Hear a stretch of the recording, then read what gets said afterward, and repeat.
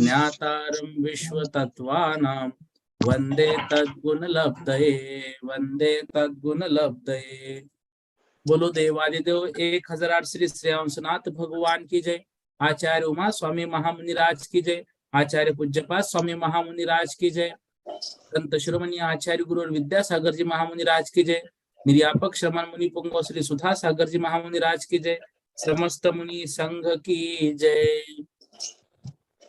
तत्वार सूत्र के माध्यम से जो सर्वार सिद्धि ग्रंथ की टीका लिखी गई है, उस टीका का अध्ययन हम विगत दिनों से कर रहे हैं।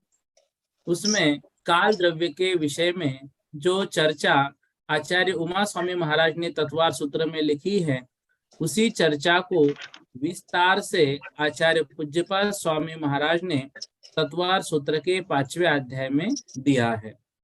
उसमें हमने पढ़ा वर्तना परिणाम क्रिया परत्वा परत्वेच कालस्य। वर्तना परिणाम क्रिया परत्व अपरत्व च कालस्य, ये सब काल द्रव्य के उपकार हैं।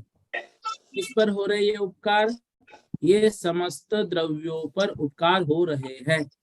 काल द्रव्य क्या क्रिया से सहित है क्या? सभी पर वो उपकार कर रहा है? क्रिया से सहित नहीं है, लेकिन वह उपकार कर रहा है अप्रेरक बनकर। प्रेरणा वहां पर वह नहीं दे रहा है। जैसे अन्य द्रव्य करते हैं, ठीक वैसे ही काल द्रव्य भी कर रहा है। इसमें काल द्रव्य के विषय में बहुत सारी चर्चा हम लोगों ने विगत 2-3 दिन से सुनी है। उसमें व्यवहार काल, निश्चय काल, इस भेद को भी देखा था। अब जो कालानु है, वो कालानु के विषय में थोड़ा सा कुछ चर्चा कल की कक्षा में चल रही थी, उसको थोड़ा सा देखते हैं। देखिए, काल द्रव्य मतलब कालानु। कालानु देखो, कालानु इसका नाम है, अणु या परमाणु से इसका कोई संबंध नहीं है। ये जो जगह घेरता है, यह लोकाकाश का एक प्रदेश घेरता है, इस कारण से इसका नाम कालानु है। लेकिन यह कालानु अणु नहीं है। यह कालानु रत्न राशि के समान लोकाकाश के प्रत्येक प्रदेश पर विराजमान है। यह निरवयवी है, मतलब इसमें कायत्व का अभाव है। विनाश का कारण न होने से कालानु नित्य है। कालानु में पर प्रत्यय से उत्पाद विनाश होता रहता है, इसलिए अनित्य भी है। पर प्रत्यय मतलब दूसरे कारण से। जैसे हम यहाँ से वहां जा रहे हैं, हमने जन्म लिया, जन्म से बड़े हो गए, बड़े से वृद्ध हो गए, ये जो क्रिया हो रही है ये पर प्रत्यय है, इस कारण से उसमें उत्पाद विनाश माना है। बाकी स्वयं कालानु में कुछ नहीं होता है। वे कथनचित अमूर्त है, कथनचित मूर्त है। उसमें एक बात विशेष है, परमाणु में प्रदेश प्रचय के कारण उपचार से प्रदेश कल्पना है, परंतु कालानु में धर्मास्तिकाय आदि के समान न तो मुख्य प्रदेश प्रचय कल्पना है, न परमाणु के समान उपचार प्रदेश प्रचय कल्पना है। अब वह जो कालानु एक प्रदेश में स्थित है, उस एक प्रदेश में स्थित होने के कारण उसमें प्रदेश प्रचय कहाँ है? वास्तविकता में उस अणु में कोई प्रदेश प्रचय नहीं है। जैसे भाई ये स्कंध 2 अणु से मिलकर बना है, उन 2 अणु में प्रदेश कितने हैं? तो उनके प्रदेश अलग अलग तरह से हो सकते हैं। कालानु में द्रव्यतः प्रदेश मात्र होने से और पर्यायतः परस्पर संपर्क न होने से वह अप्रदेशी ही है। द्रव्यतः प्रदेश उसको कहा है, लेकिन वास्तविकता में प्रदेश प्रचय कल्पना है और न परमाणु के समान उपचार प्रदेश प्रचय कल्पना है, अतः कालानु में कायत्व का अभाव है। काल द्रव्य अप्रदेशी है, इस कारण से उसमें कायत्व नहीं है। काल को कायपना नहीं है, वह मात्र एक प्रदेशी कहा है। ठीक है। अब ये रत्नों के राशि के समान है। हमने कल ये समझा था कि जो अणु होता है, अणु जब स्कंध बनता है तो स्कंध बनने के बाद वह अणु जो है वो शुद्ध नहीं रहता है, वह अशुद्ध बन जाता है। तो ये जो कालाणु है, ये कालाणु अपने बाजू के कालाणु से कभी भी संपर्क में आता ही नहीं, और ना ही उन दोनों का कभी भी मतलब स्कंदपना होगा, या दोनों कभी मिलेंगे नहीं, कभी जुड़ेंगे नहीं। इसलिए आचार्य श्री बहुत बार प्रवचन में कहते हैं, भाई हमको तो कालाणु पसंद है, कालाणु शुद्ध है, कालाणु कभी भी अशुद्ध नहीं होता है, वह अपने स्वभाव को छोड़ता नहीं है। ठीक है ना। इस तरह से कालाणु के विषय में चर्चा है। सुई में धागा जाने के आकाश मार्ग के छिद्र के समान परिच्छिन्न मूर्ति होने पर भी रूप रस आदि से रहित होने के कारण, जैसे सुई में धागा होता है, सुई में छेद होता है, उस छेद में कुछ दिखाई देता है क्या? नहीं, लेकिन वो छेद बना हुआ है।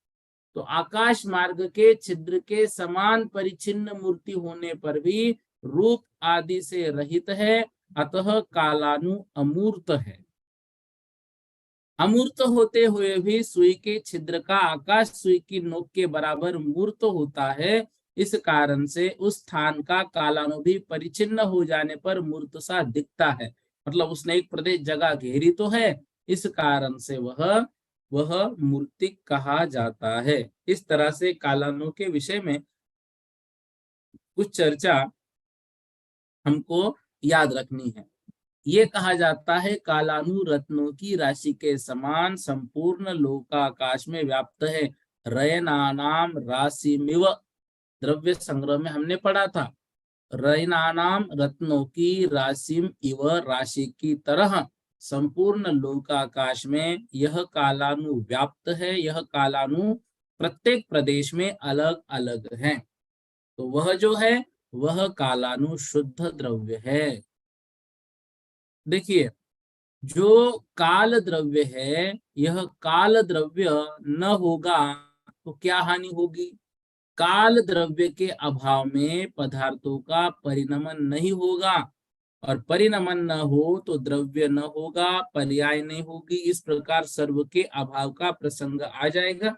इस बात को कल की कक्षा में समझे थे। मतलब काल का अपना एक महत्व है, बिना काल द्रव्य के बाकी सारी चीजें भी नहीं हो सकती है। ठीक है।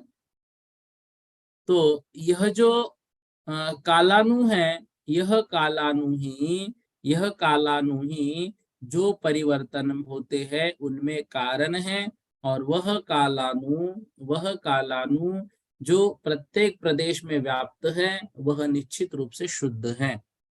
अब इसके जो भेद किए, वर्तना, परिणाम, क्रिया, परत्व और अपरत्व कालस्य, इसमें जो काल द्रव्य की व्याख्या करेंगे ना, तो काल द्रव्य की व्याख्या होगी वर्तना। वर्तना जिसका लक्षण है, वर्तना मतलब परिणमन, वर्तना मतलब परिवर्तन, यह जिसका लक्षण है वह कालानु है। ठीक है। मंगला दीदी पूछिए, क्या पूछ रहे हैं? कालानु को अप्रदेशी कैसे कहा आपने? कालानु को अप्रदेशी इस कारण से कहा, वह एक प्रदेश को घेरता तो है, लेकिन उसके अंदर प्रदेश प्रचय कुछ भी नहीं है, वह दिखता नहीं है। इस कारण से वह एक प्रदेशी है, एक प्रदेश घेरने मात्र से, बाकी उसमें प्रदेश प्रचय नहीं है, इस कारण से अप्रदेशी भी है। ठीक है। हाँ। 1008 लिखा है, पूछिए जल्दी से। 1008 अनम्यूट कीजिए, रेज हैंड किया आपने, बोलो। हेलो। हाँ बोलिएगा,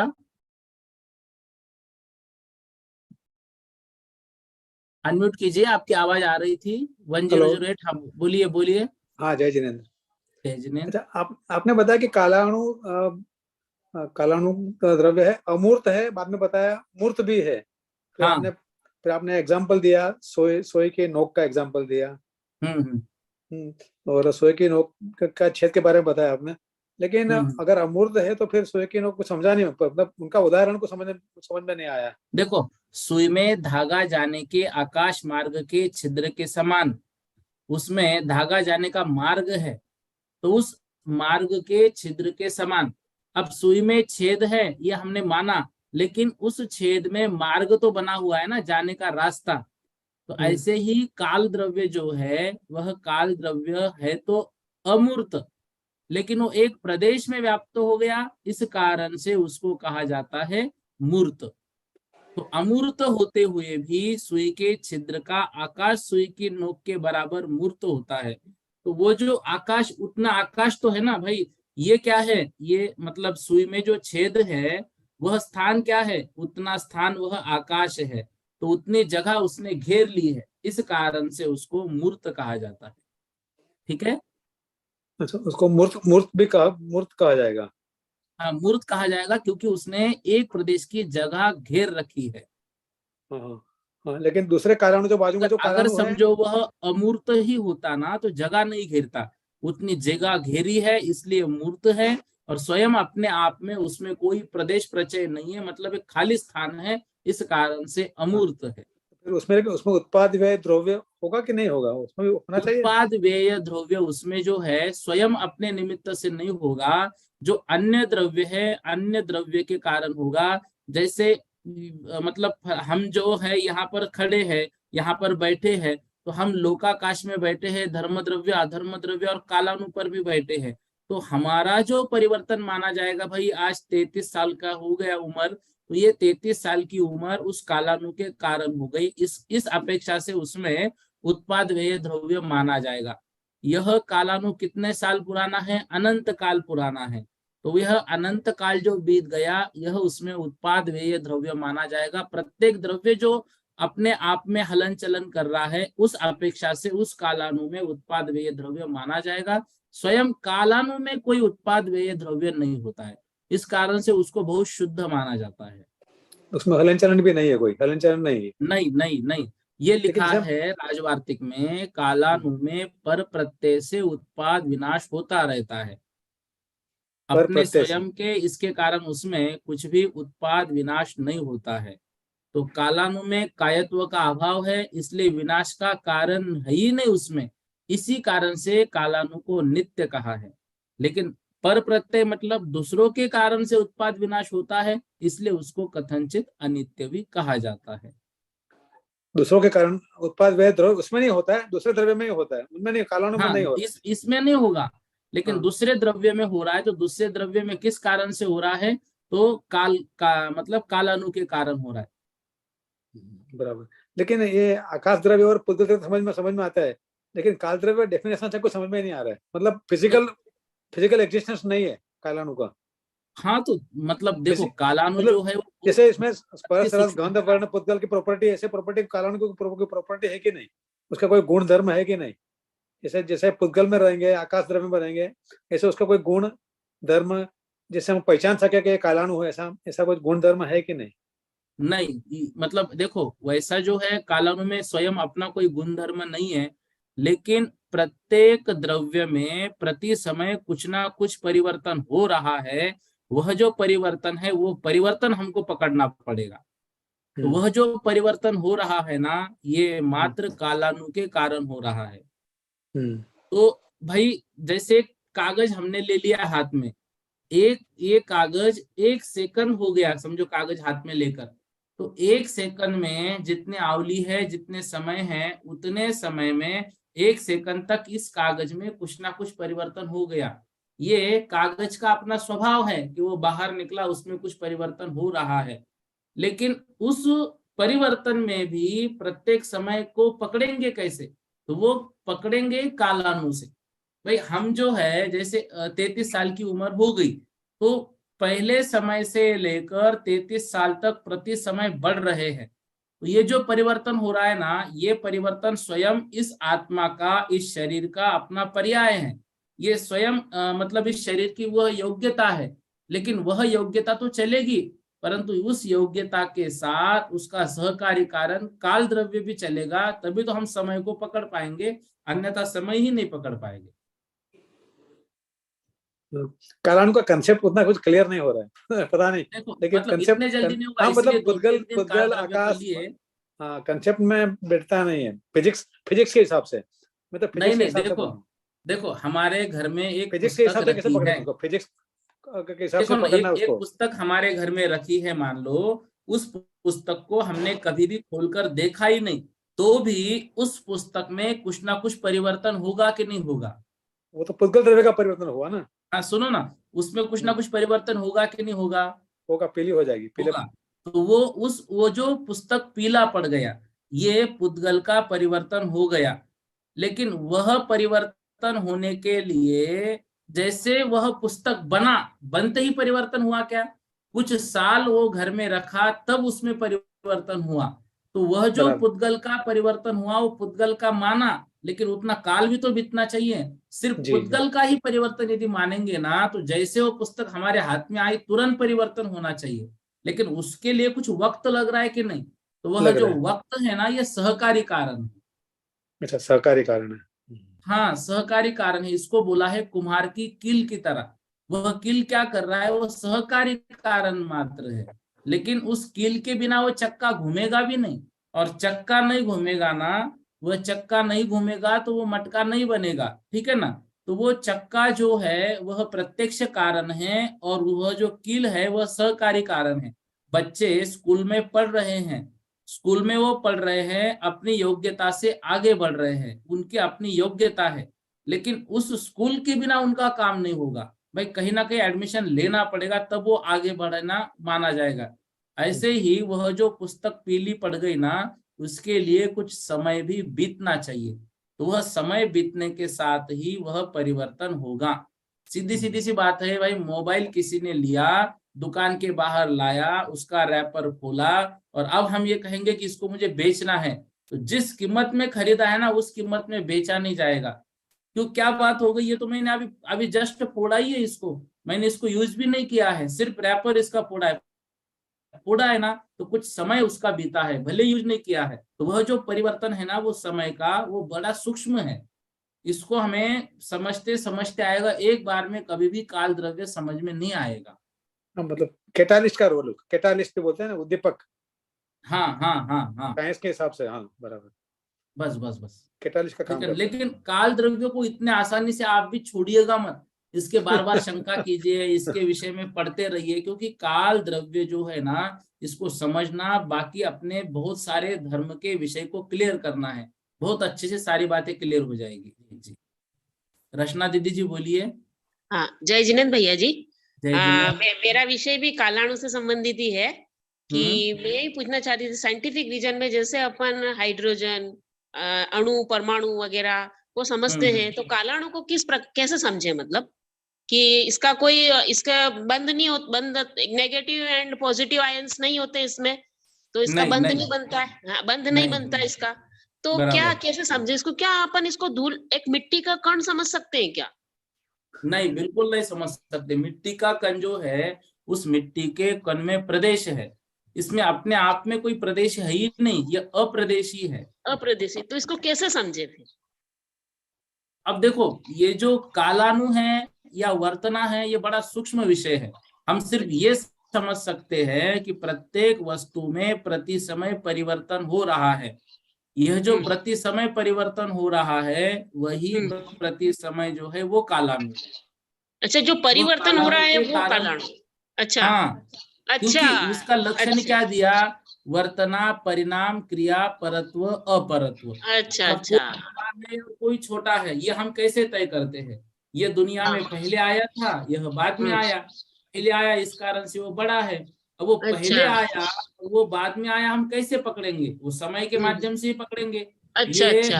2018 में आया था, ये 2022 में आया है, तो समय से ही पकड़ेंगे ना उसको। अच्छा, तो मतलब इसका अपन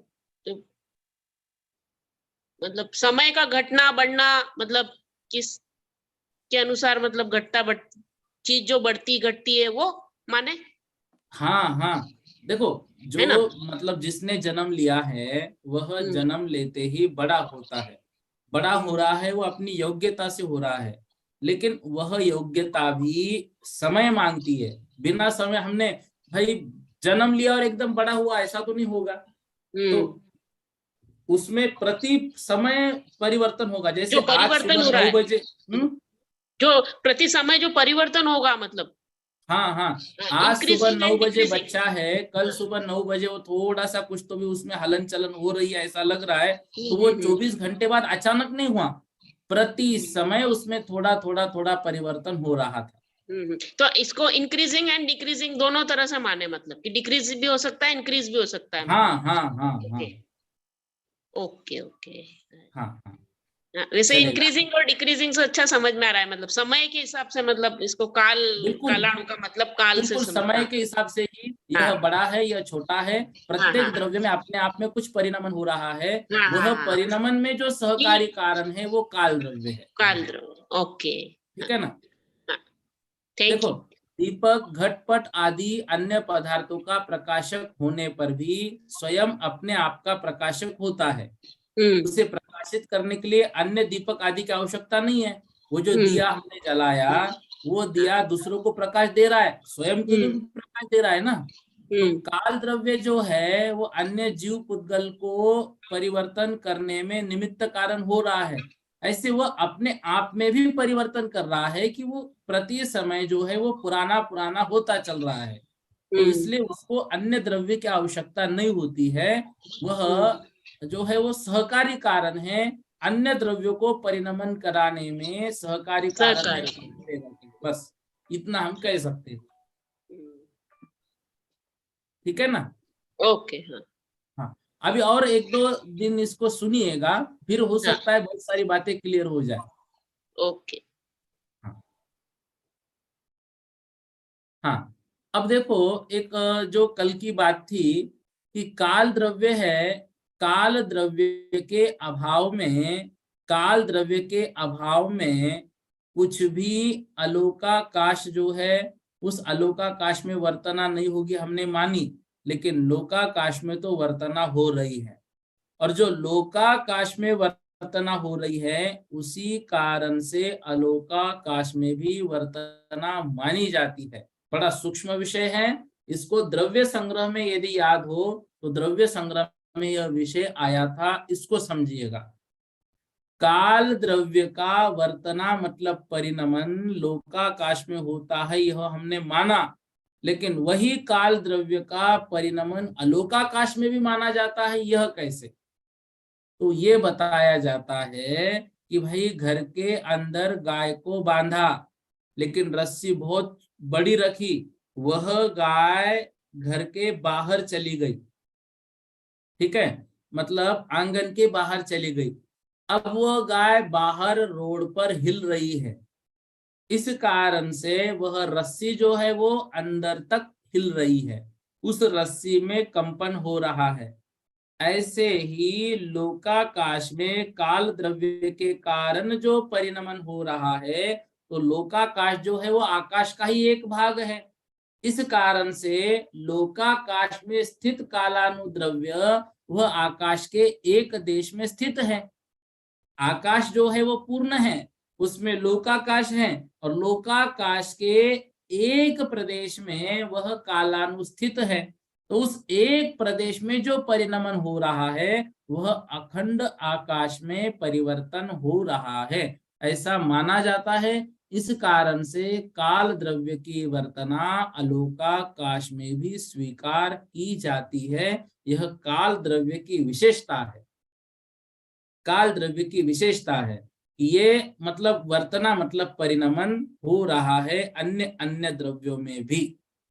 ठीक है, फिर जो समय है उस समय को कल समझा था कि जो तेज गति से एक प्रदेश से दूसरे प्रदेश में परमाणु अणु जाता है, तो उसको एक समय नहीं माना। क्यों नहीं माना? क्योंकि यदि वो तेज गति से जाएगा ना तो सीधा सीधा वह अधोलोक से ऊर्ध्वलोक में गमन करेगा, लेकिन मंद गति से जाएगा तो एक प्रदेश से दूसरे प्रदेश में वह गमन कर सकता है।